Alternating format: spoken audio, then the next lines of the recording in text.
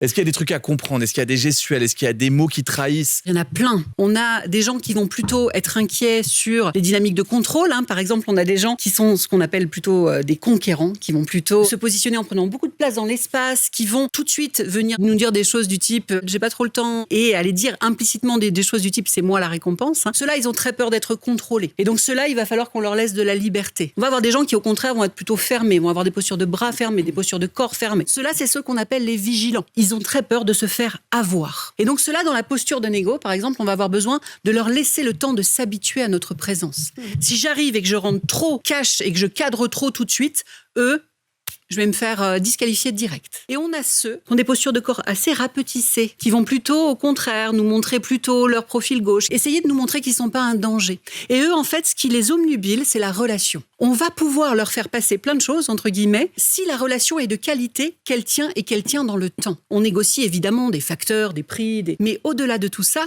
on est en train de négocier une relation. Et l'influence, ça se fait au travers de la relation de qualité que j'arrive à mettre en place.